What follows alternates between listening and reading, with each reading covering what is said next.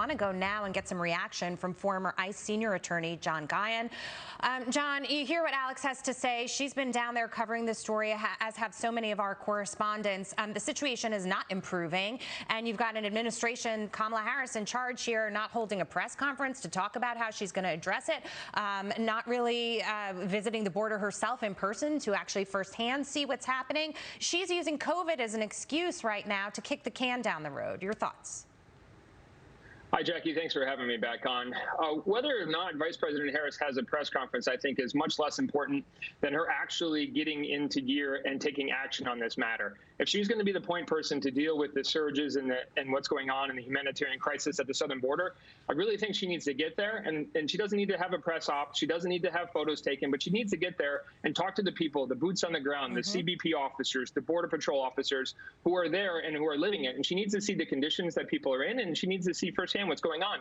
Then if she decides that she wants to go down to the Northern Triangle countries and engage in diplomacy, wonderful, but she'll at least have some firsthand experience. And so I think that's ultimately what we want to see out of her. And she was appointed head of this task force in late March by the president. I mean, I've never worked in politics, but certainly if I did and the president appointed me or gave me an assignment, I think I would really step up and try to address it. Why is she not doing that?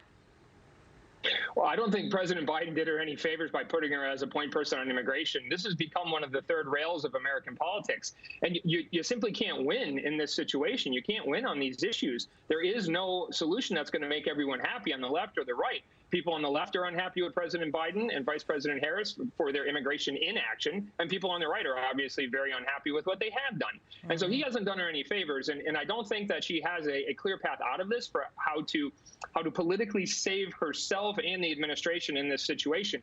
But taking action and doing something and going to visit, that is going to look a whole heck of a lot better than doing nothing. Right, but if she did visit, then she would have to admit that former President Trump's stay in Mexico policy might actually be the best way to handle this, and that would be a tough thing for her to do. John, thank you so much. Coming up.